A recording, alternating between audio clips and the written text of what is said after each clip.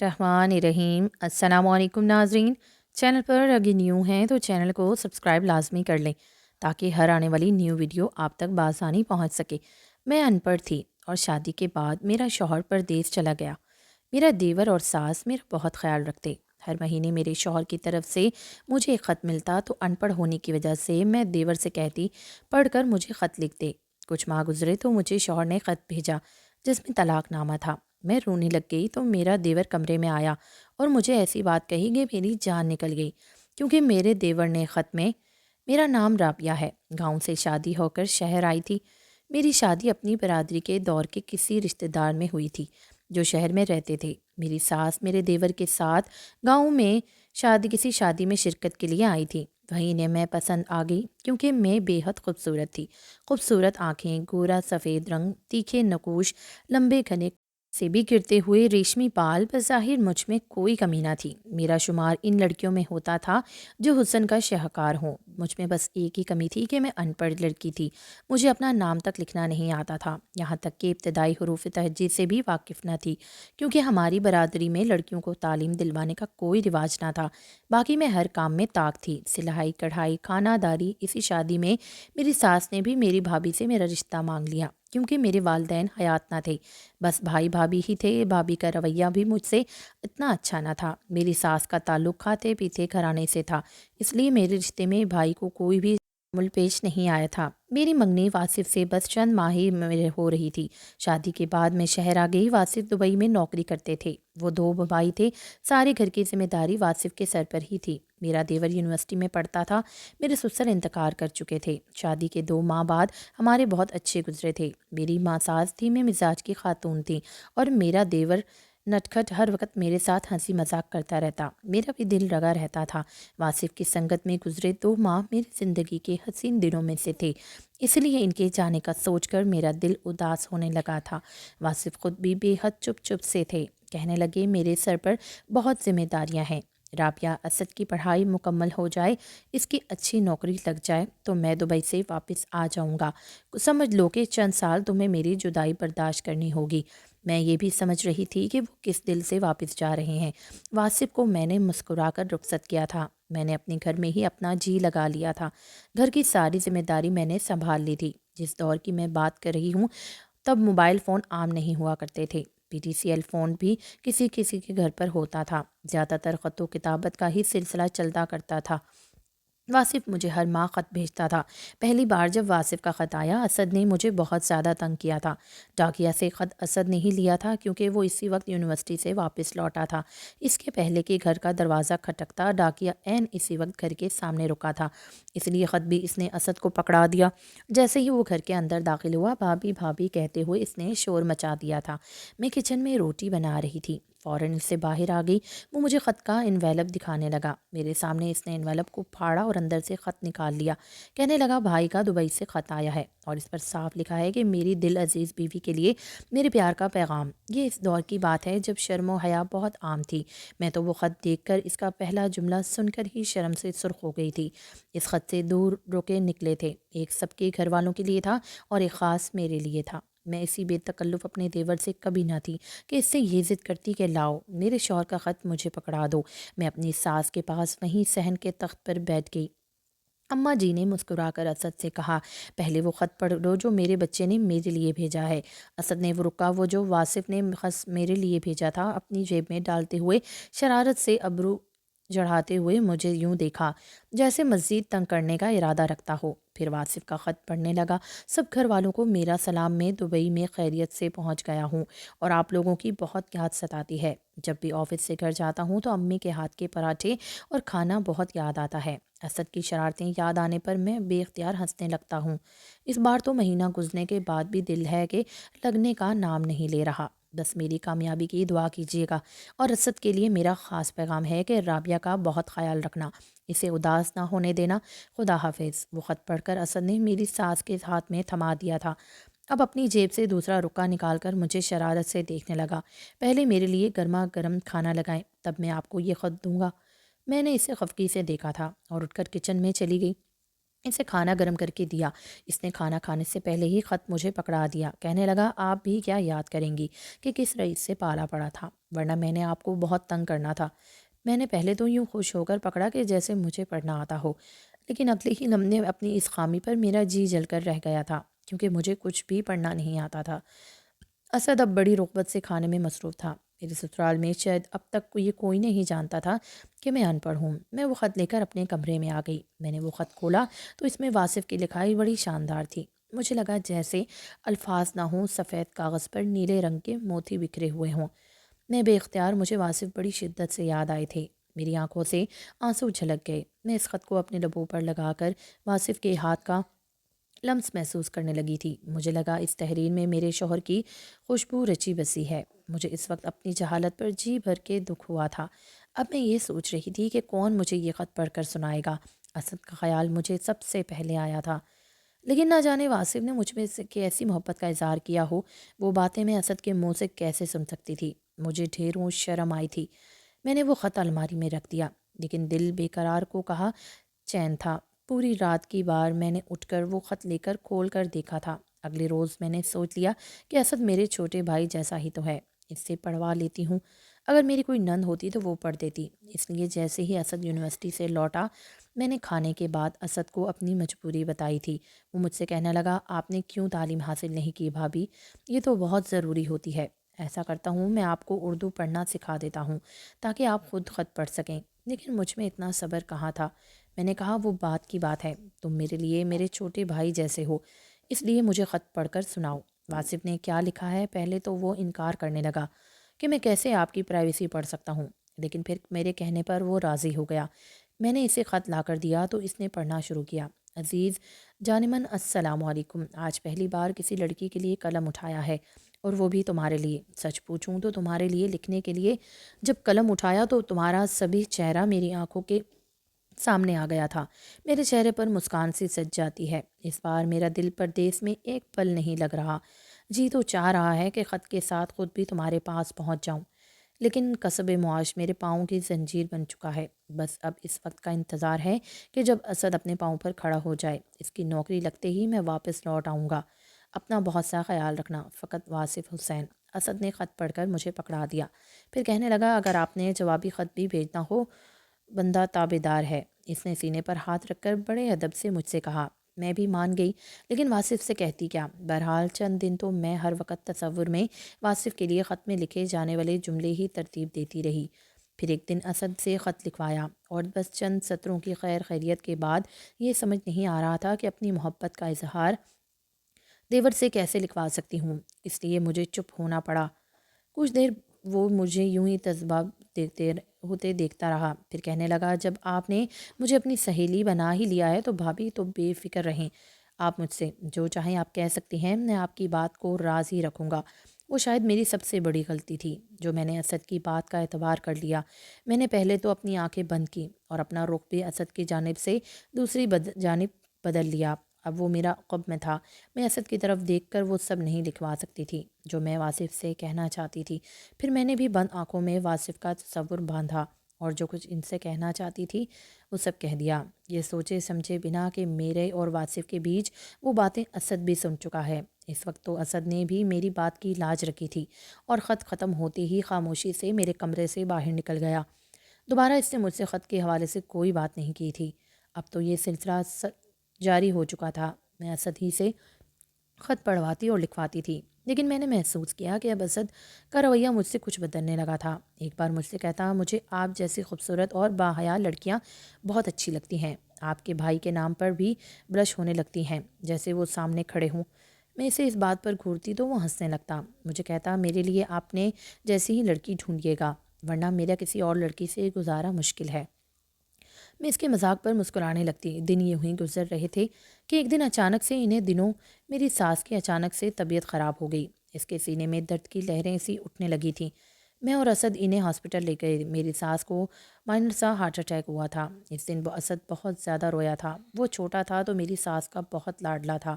اس کے بعد سے وہ کچھ سنجیدہ سا بھی ہو گیا۔ میں نے اپنی ساس کا بہت خیال رکھنے لگی تھی اور اسد بھی انہیں دوائیں وقت پر خود کھلاتا تھا۔ میں نے اسد سے کہا کہ وہ بھی میری ساس کی کیفیت واصف کو بتا دیں۔ لیکن اس نے کہا کہ وہ پردیس میں ہے، بے حد پریشان ہو جائیں گے، ان کا باز بڑا سخت مزاج ہے، انہیں چھٹی نہیں دیتا۔ کافی دنوں سے واصف کا بھی کوئی خط نہیں آیا تھا۔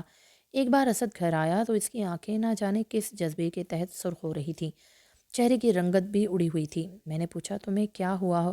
تو کہنے لگا کچھ نہیں، میں آپ کی ہر بات کا جواب نہیں دے سکتا، نہ جانے اسے کیا ہوا تھا۔ اس کی آنکھوں میں سے نمی سی تھی۔ میں نے کہا بتاؤ مجھے تمہیں کیا ہوا ہے؟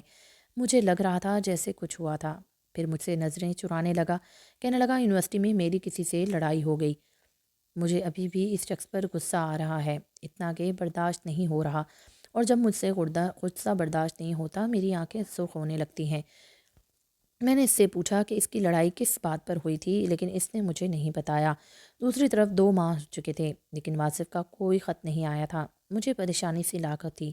میں نے اسد سے بھی پوچھا کہ واصف کی کوئی ڈاک نہیں آئی تو کہنے لگا مجھے لگتا ہے بھائی نے وہاں دوسری شادی کر لی ہوگی۔ اس نے شاید یہ بات مذاق سے کہی تھی لیکن کہیں بڑے سنجیدہ شکل بنا کر تھی۔ میں نے ماتھے پر غصے سے بل ڈالے اسے گھورا تو وہ مسکرا سا دیا، کہنے لگا آ جائے گا بھابھی، بھائی کا خط، آپ کیوں اتنا پریشان ہیں؟ میں نے کہا پچھلے 3 ماہ سے ایک خط نہیں آیا، مجھے پریشانی تو ہوگی۔ اب تو مجھے طرح طرح کے وسوسے ڈرانے لگتے تھے، کہیں انہوں نے سچ میں ہی کسی میم سے شادی نہ کر لی ہو۔ پورے 4 ماہ بعد واصف کا خط آیا تھا، لیکن اس بار ان کا ایک ہی خط آیا تھا اور ساتھ کچھ کاغذات تھے، اور وہ میرے خط میرے لیے قیامت ساتھ لایا تھا۔ مجھے نہیں پتا تھا کہ میرا قصور کیا تھا، لیکن واصف مجھے طلاق دے چکے تھے۔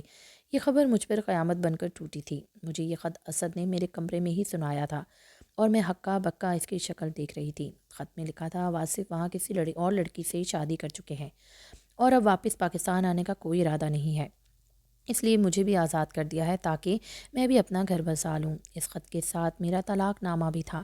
میں تو یوں تھی جیسے بدتر کا مجسمہ۔ اسد بھی بے حد پریشان ہوا تھا۔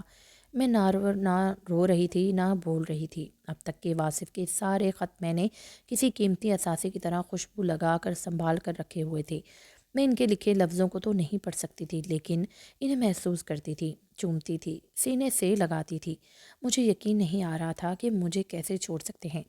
اسد کہنے لگا مجھے پہلے ہی بھائی پر شک تھا، لیکن آپ بے فکر رہیں، آپ یہیں ہمارے ساتھ ہی رہیں گی۔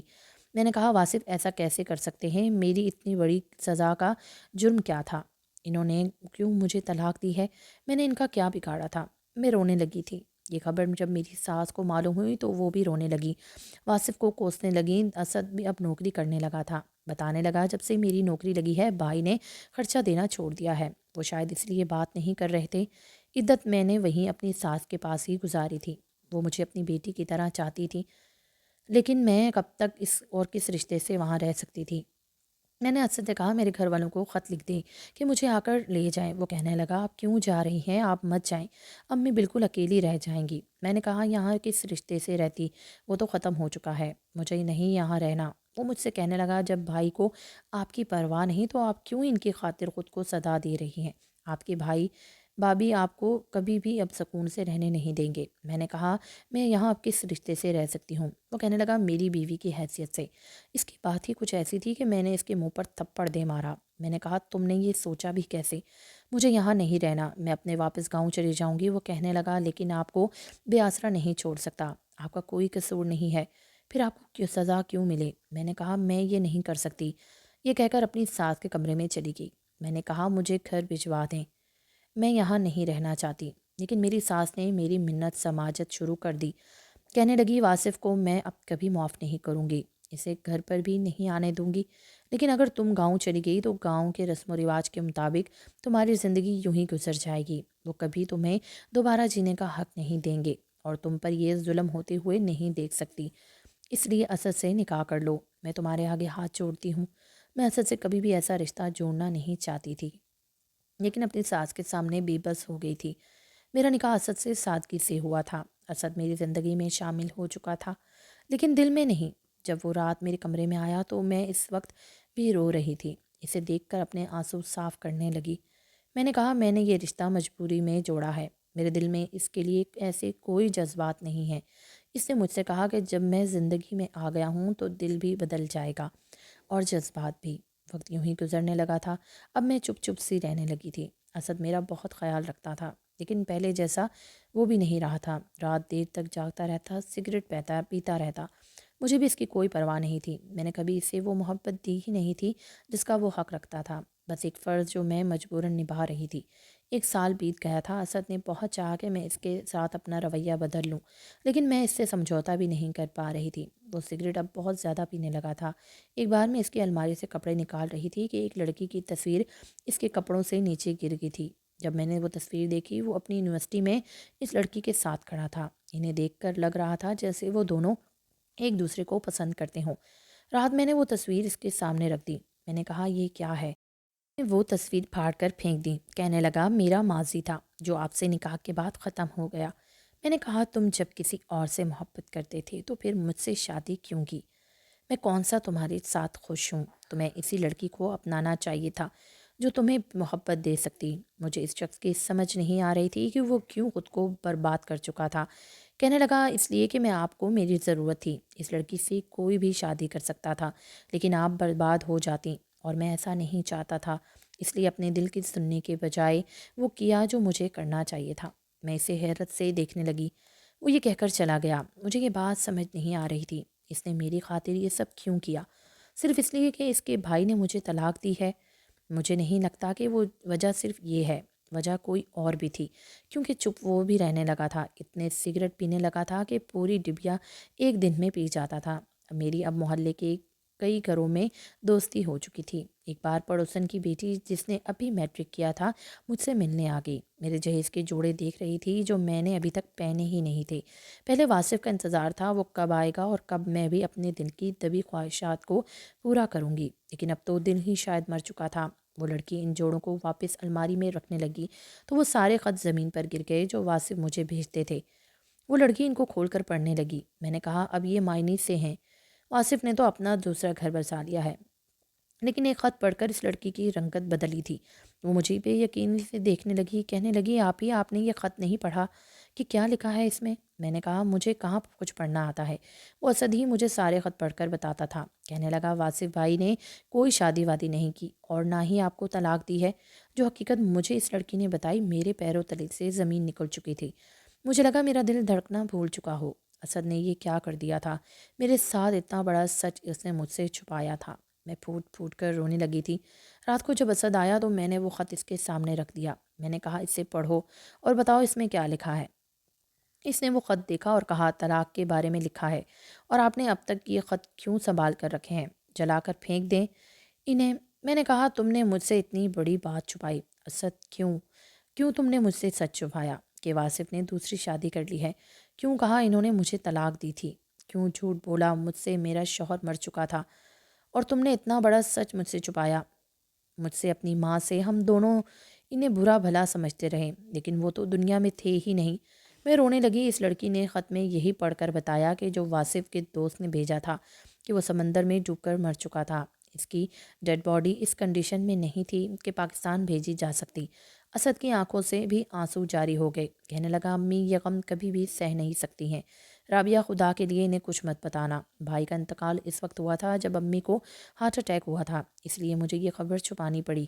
آپ کو بھی یہ خبر نہیں سنا سکتا تھا، ورنہ آپ جتنی محبت بھائی سے کرتی تھی، بیوگی کی چادر پہنے اپنی زندگی برباد کر لیتی۔ میں نہیں چاہتا تھا کہ میری وہ بھابھی جس نے صرف 2 ماہ ہی شوہر کی سنگت میں گزارے تھے، اس کی یاد میں روتے ہوئے ساری زندگی گزار دیتی۔ اس لیے میں نے آپ سے چھپایا ہے، اور اب وہ بھی آپ کے سامنے ہاتھ جوڑتا ہوں، امی سے کچھ مت کہیے گا، وہ سہ نہیں پائیں گی۔ ابھی وہ بے شک واصف بھائی کو برا بھلا کہتی ہیں، لیکن ان کے اندر تو یہ ہے کہ وہ زندہ ہے۔ اگر نہیں بھائی کی حقیقت پتہ چل گئی تو وہ سہ نہیں پائیں گی۔ میں نے اس لیے یہ سچ اپنے سینے میں دبا کے رکھا تھا۔ ہر خط میں بھائی مجھ سے یہی کہتے تھے کہ میری رابعہ کا خیال رکھنا، اسد سے کبھی بھی رونے مت دینا۔ میں آپ کو کبھی بھی بے آسرا نہیں چھوڑ سکتا تھا، اس لیے اپنی محبت کی قربانی دے دی، لیکن آپ نے مجھے کبھی دل سے قبول نہیں کیا۔ رابعہ، اب میں تھک چکا ہوں۔ مجھے ایک ایسی ساتھی کی ضرورت ہے جو مجھے بھی اس غم کو بھلانے کے لیے سچی محبت دے، زبردستی کا رشتہ نہ نبھائے۔ پہلی بار میں اسد کو یوں آنسو بہاتے دیکھ رہی تھی۔ وہ میرے سامنے کھڑا مجھ سے التجا کر رہا تھا۔ میں پہلی بار خود سے اس کی جانب بڑھی تھی، اس کے ساتھ لگ کر رونے لگی۔ پہلی بار وہ میرے ساتھ لگ کر بے تحاشا رو رہا تھا، ورنہ بڑے ضبط سے اب تک اس نے گھر کو سنبھالا تھا، لیکن آج شاید تھک چکا تھا۔ اس نے میرے لیے اپنی محبت کو چھوڑا تھا۔ جو اس کے لیے آسان تو نہیں تھا، اس لیے میں نے سوچ لیا کہ اسے وہ محبت دوں گی جس کا وہ حق رکھتا ہے۔